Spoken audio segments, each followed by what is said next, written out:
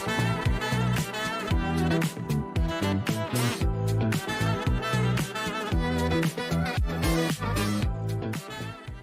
it's Frida here, and on this week's podcast, we are talking about relationships.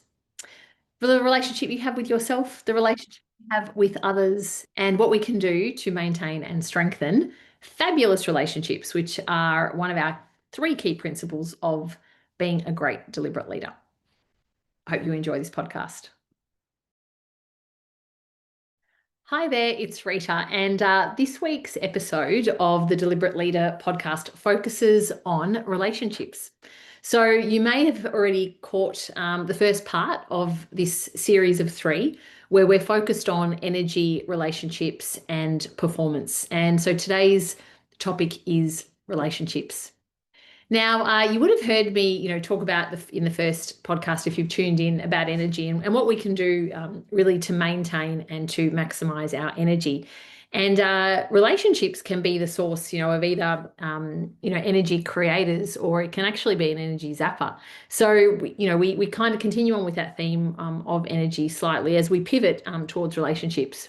So as part of the deliberate leader system, we focus on energy, relationships, and performance. And my view is that if, as a leader, you can keep those 3 things in check and have a really deliberate focus on them, then it's going to improve your ability to be able to lead with confidence, lead with good energy, but also with great performance in terms of the results that it gets you. So what are the types of relationships that we might focus on? So the first one that I want to focus on is a relationship with yourself. And then secondly, I want to go to your relationship with others. And others is quite broad, but we'll get to that in a moment. The relationship with yourself is the first one that I want to focus on. Now, I know that might sound like a bit of a strange thing, to really think about the relationship with oneself. Can we have a relationship with ourselves? And, many would say that yes, we can. And I absolutely believe that we can when we are at peace with the relationship with ourselves. And that is, when we have a good level of self-awareness, we're tuned in, we understand, our impact, we are conscious, really mindful and aware and present of behaviors and the impact that we might have on others and even on ourselves, then I think we are operating then on a basis of greater trust with ourselves, but also greater harmony, because we're not looking at ourselves as something that is outside of us. We are very much, it's all inclusive, it's us, and it's that relationship with ourselves. So I have a question for you. Is the relationship with yourself one that is supportive? Or in fact, is it one that is critical? And at different times, your answer to that might be, well, sometimes my relationship with myself is very supportive and sometimes it's very critical. Most people will say that it's probably a little bit of both. We're not always going to be 100% supportive and hopefully we're not always 100% critical. Very much as we interact with others, we might find that even with those closest to us, our family, our friends, our team members, we might have the intention to be supportive most of the time, but we're not going to be. Sometimes we will be perhaps critical. And one thing that I want to share with you that I did probably a few years ago now, but I was listening to a masterclass, and the person hosting the masterclass was talking about, how critical we can be with ourselves. And the challenge that he posed to us was to keep a journal, just a log for a day, and to note during the course of that day moments where we were being supportive of ourselves and moments where we were being critical. And at the end of that day, when I did a bit of a reconciliation and a tally, I was really quite shocked and surprised at how critical I had been of myself throughout that day. It's comments like, oh, what an idiot. Oh, you've stuffed that up again. I can't believe you're doing that. Why would you say that? Of course they're thinking that. All of those little comments, which literally it was hundreds of times during the course of that day that I said that to myself. And it was up until that moment, I didn't really have an appreciation of that level of critical talking that I did to myself, but also the impact that it was having. And it was something that I'll never, ever forget. And from that moment on, what that little exercise did, and particularly journaling it, but then having to look at it at the end of the day and go, oh my gosh, what that did is it has helped me become a lot more aware of my self-talk and what I actually say to myself. Does it mean that I don't criticize? No, absolutely not. I still do, of course, but I am doing it less. And in the moments where I go, oh, I also then go, but it's okay because this has happened. Or, gee, I'm glad that's happened because there's a learning or an insight that I can draw from that. So what I tend to do now is when I catch that kind of critical thinking, I'm able to flip it. And usually what I try and do is flip it into a learning and really go from a strengths-based perspective. So what strength am I bringing to this? And great, I've been able to leverage a strength or, highlight a strength.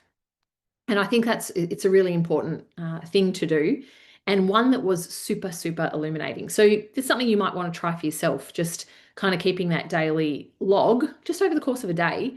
How many times are you saying things to yourself that are supportive? And how many times are you saying things to yourself that are critical? And what is that critical language?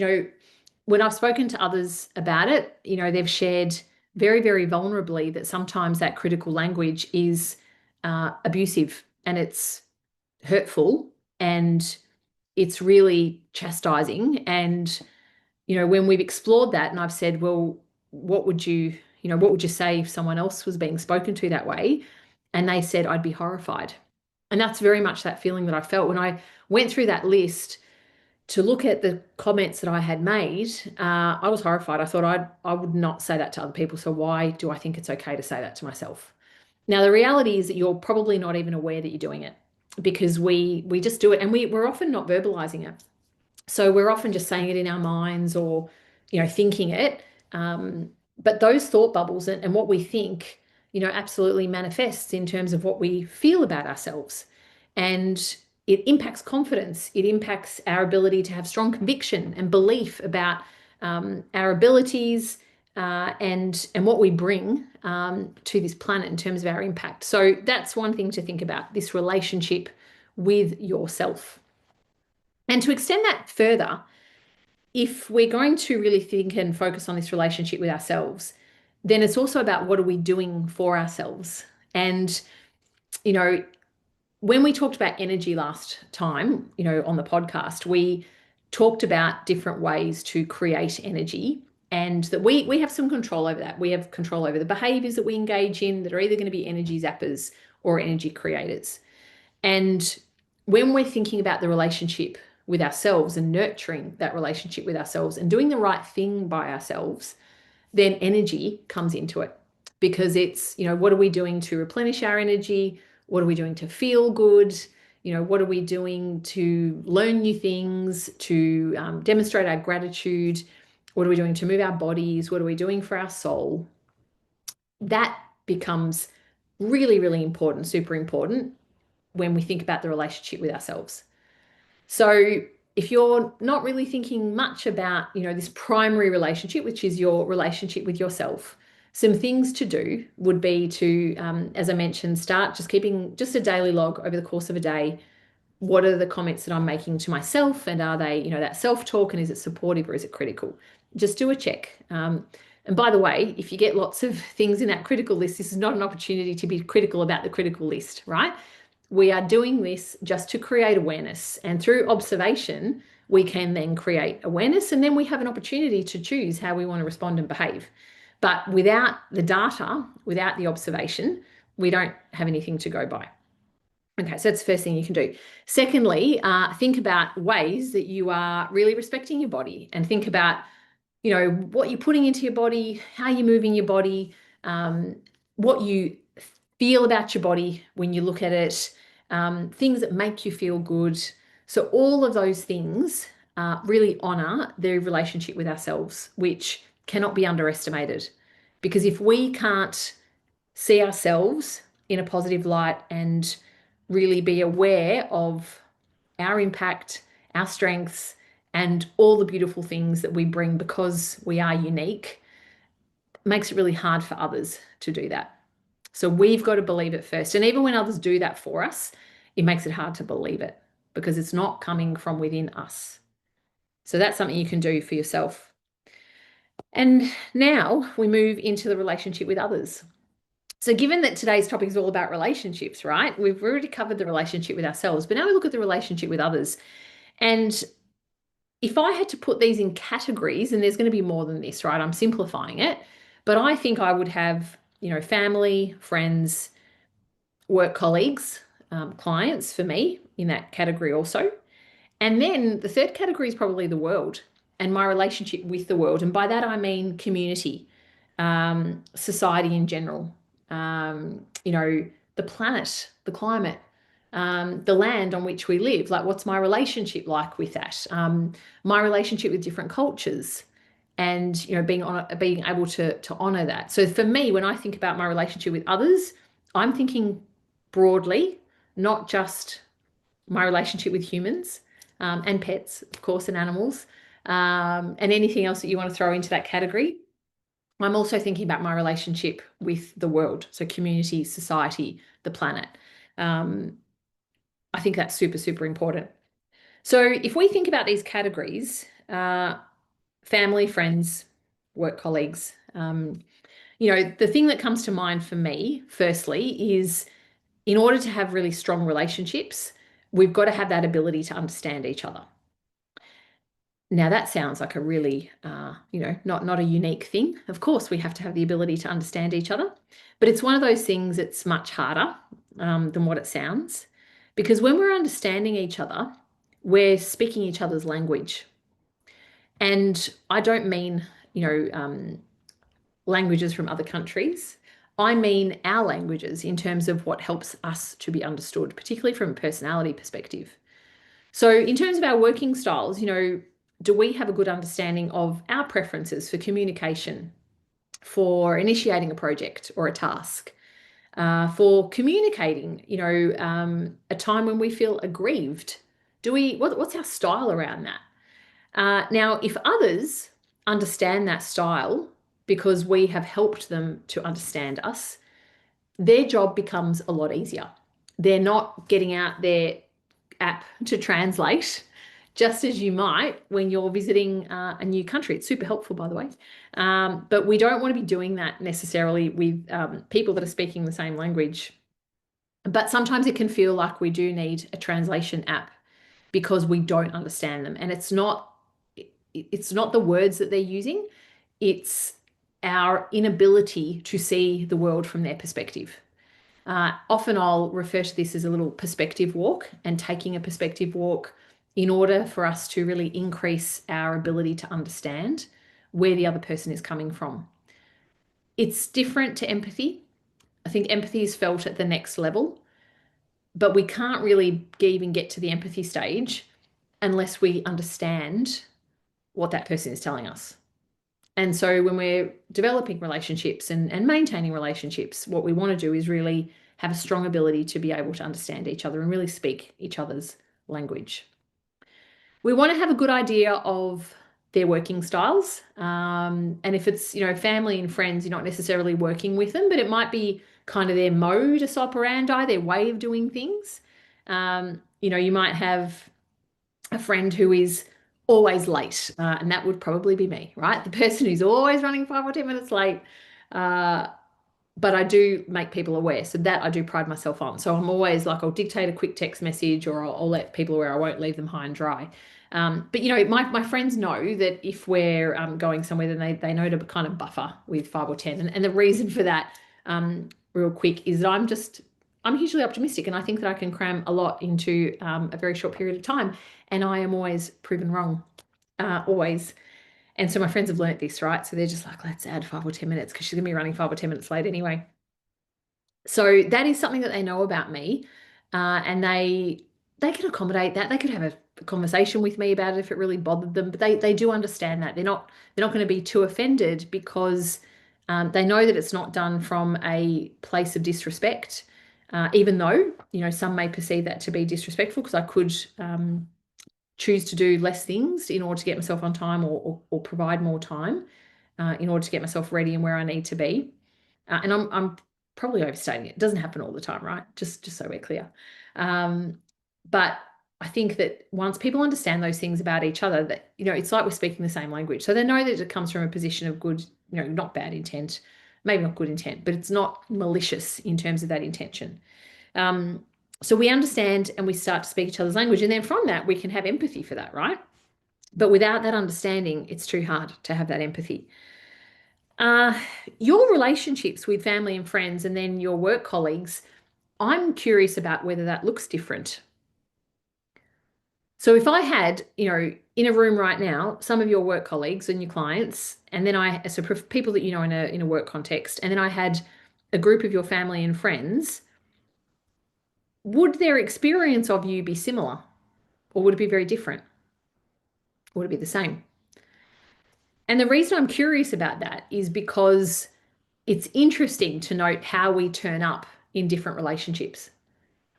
And it would probably cost us less energy if we could just turn up in the same authentic way, because then it's just me turning up irrespective of what forum and what environment I'm in. So is there a difference? In terms of this relationship with the world, I think for me, trying to have a positive relationship with the world, so with community, society, our planet, it's really challenging to do that sometimes when there's a lot of things going on in the world and a lot of things that are out of our control and that we don't agree with. Having a positive relationship with that is a good reminder about controlling what we can control and not focusing on the things that we can't control. And sometimes that means switching off the news and not having the news on the radio when you're in the car. It's about being discerning with what content you choose to consume. I have been criticised in the past by a few people around, don't you know kind of what's going on? I know enough, so I'll read the weekend papers. I read the papers during the week sometimes, but sometimes it's just too much. It's too heavy. In terms of what's happening at local community level, at national level, at state and national level, but then we look at the world and I go, I can't control any of that, and it's really, really depressing and sad for me to be consuming that. Now that's not about me putting my head in the sand and pretending that we live, in a fabulous world. Having said that, I do. I think we live, for those of you that are based in Australia, I think we're very, very lucky to live in this country. But I am also fully aware that there are others, and you might be listening to this podcast from other parts of the world where it's really, really challenging right now. And it's hard to have a positive relationship with what's going on. And to that, without wanting to oversimplify it and trivialize, or oversimplify it rather than trivialize it, but I want to say that I can't even begin to imagine how challenging it is for some of you that are in different parts of the world right now. And at the time of recording, it's June 2025. And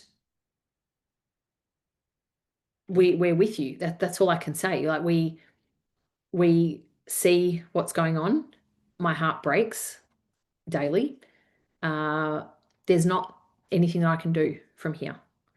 So I have to make peace with that. And it's not about not caring, but it's also about having a boundary in place so I can protect myself from the impact of that. Now, that might sound very selfish to some of you. It's not intended to whatsoever. But in order for me to have a positive relationship with not just beings, but the world, the planet, society, community, I come back to controlling what I can control within my own community, within my little piece of this planet. And we make contributions, to community through different kinds of things, whatever way you do that. And I think that is for me how I get a sense of peace. I think, well, if I am able to help out with particular groups, whether it's volunteering, whether it's contributing to charity, whether it's having a conversation with someone in my community that I don't know, like an elderly person at the supermarket or at a cafe, because they might not have spoken to anybody else through the course of that day. They want to come out and hang out in the cafe. In fact, my daughter and I, were in a cafe just last week and we were having lunch, finished school early. And she looked around and she said, wow, Mum, there are a lot of elderly people in this cafe. And there were. Like we were all, we were 30, 40 years younger, I reckon, than a lot of them. She was more than 30 or 40 years younger. And, and they were kind of all having chats, and they were in groups and catching up. And it just struck me that for some of them just waiting there patiently for a friend, when they're living on their own, some of them may not have spoken to anybody else through the course of that day. We know statistically that many more people than what there have been in decades gone by are choosing to live on their own.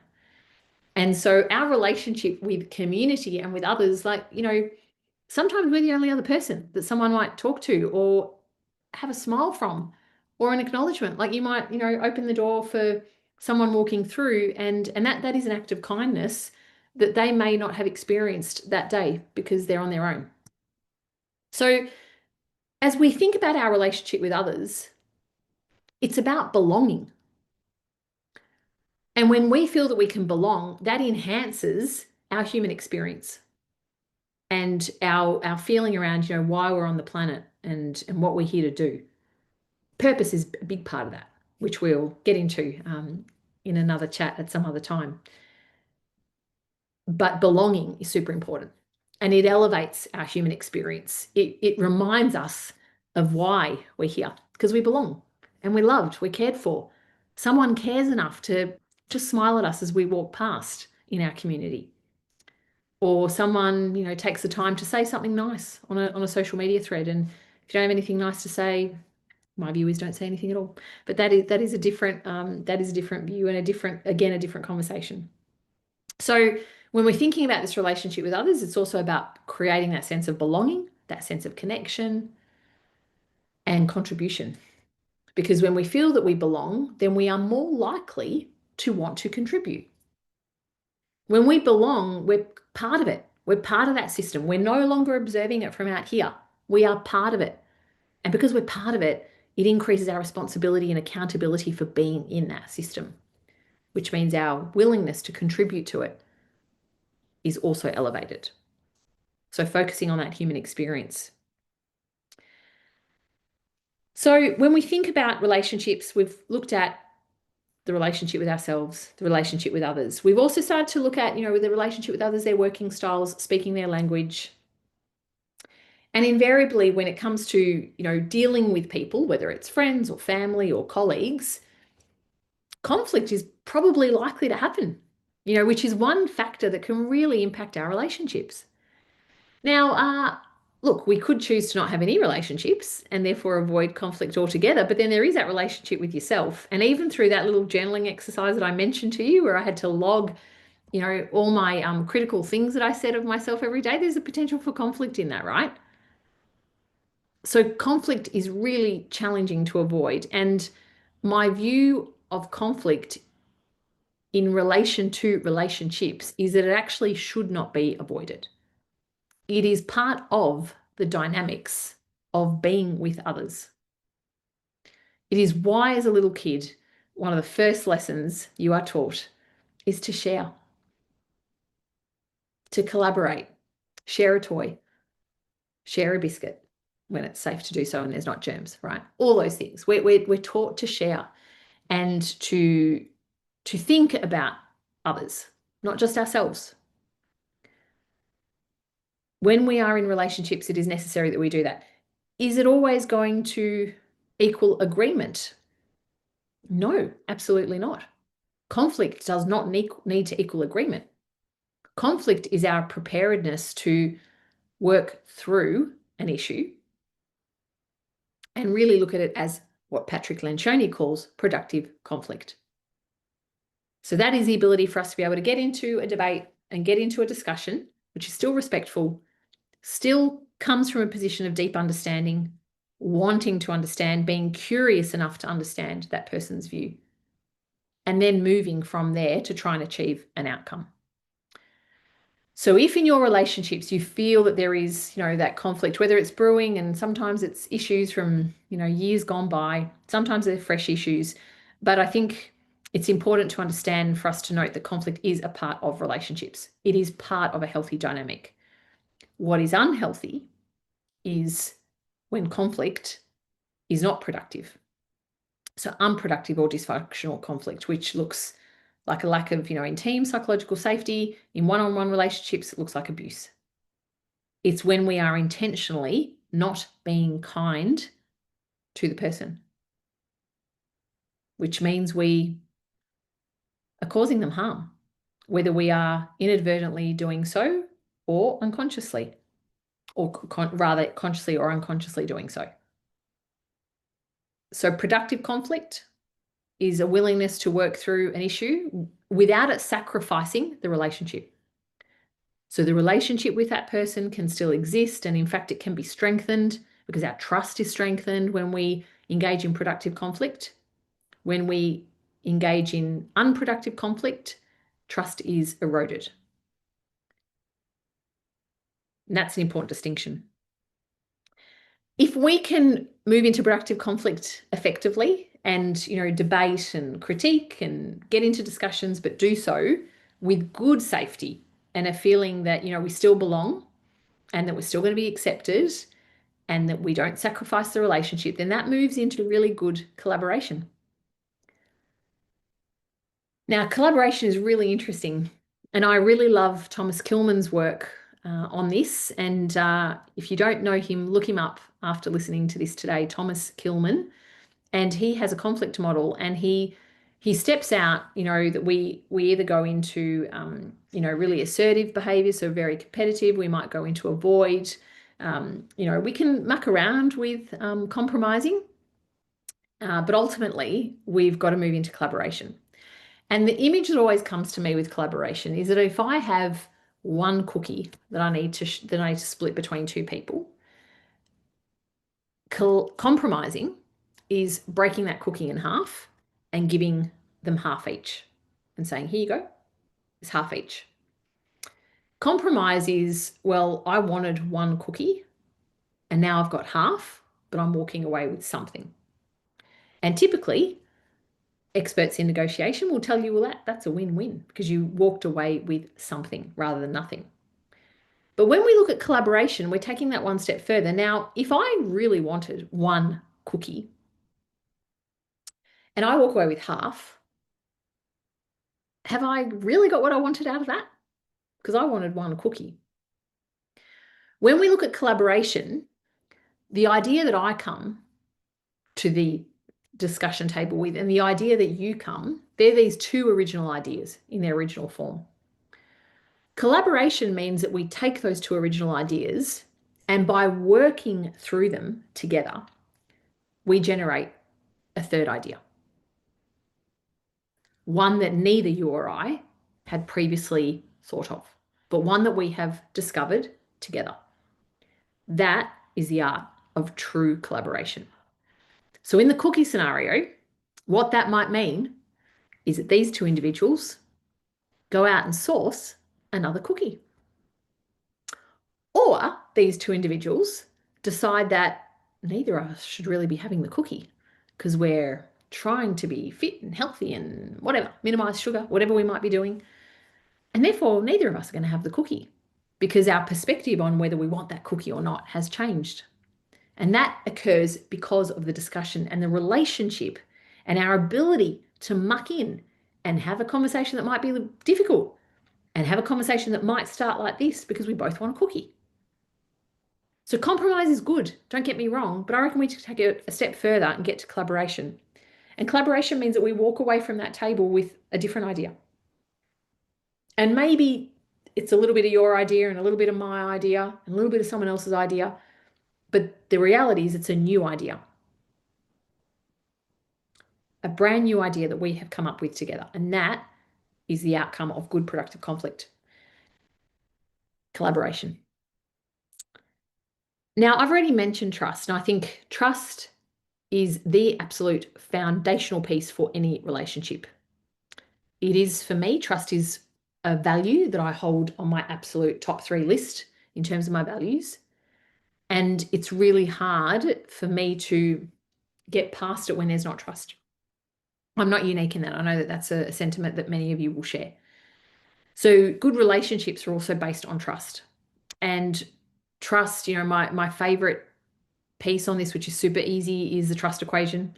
And what that says is that if we really think about credibility, so are we acting in a way that is filled with credibility?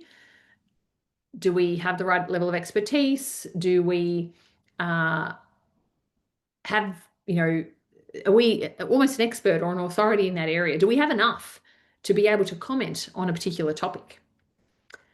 And so this is, we're not being kind of backseat drivers, chucking the popcorn at the driver. This is, do we have that experience to have some credibility in this conversation? The second element is reliability. So, that dedication, commitment, am I good for my word? And the third piece is intimacy. So do we have good frequency and quality of connection? And if we have those three things in order, then we have a good ability to be able to maintain trust in our relationship. Now, there is a fourth component, and that is self-orientation. And what 𝗪𝗵𝗲, in his work on the trust equation, what he says is that if we are building trust only to serve ourselves, then that in fact is not trust. And it's probably bad influencing at best, right? So we've got to have credibility, reliability, and intimacy in order to build good trust. That enables us to be able to better influence people. So when we're talking their language, when we are curious about their position, we genuinely want to understand their position, we've got good ability to be able to collaborate and have psychological safety and trust, then that means that we can better influence each other. And when we can do that, we're playing, right? Where I'm presenting an idea, you're presenting an idea, and we kind of muck in and we try and get to the bottom of what it is that we need to get to. But we're doing that by maintaining the relationship and not sabotaging it. So in terms of deliberate leadership, your relationships are absolutely critical. Maintaining them, focusing on them, not taking them for granted, really spending time assessing the quality of your relationships. It is something that I would strongly encourage you to do, whether you're a leader or not, even in your personal relationships, in your relationship with yourself, assess the quality of it, and then just be aware, what could enhance it? What could I play with? What could I do in order to enhance it? And then that gives you a choice on whether you want to change behaviors or do something different or not. So that's our podcast today on relationships. So far we've covered in this series energy and relationships. The next time we get together, we're going to be covering performance. And that is performance of ourselves, performance of our teams. They are the critical three things that we need for deliberate leadership: energy, relationships, and performance. It's been a pleasure to hang out with you today on the Deliberate Leader podcast. I'll see you very soon. Hello. What a great topic we've just finished off this week. The one on relationships and how important it is as a deliberate leader to be mindful about your relationships. We started off the discussion about, the relationship with yourself. What is that looking like? Supportive or critical?